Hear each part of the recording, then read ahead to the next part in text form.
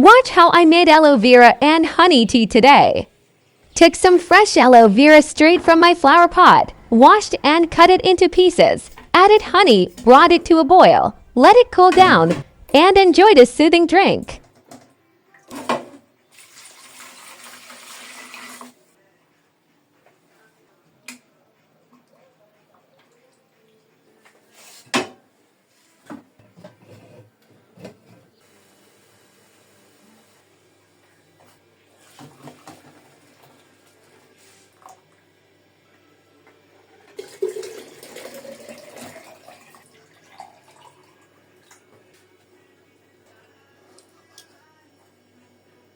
Not bad.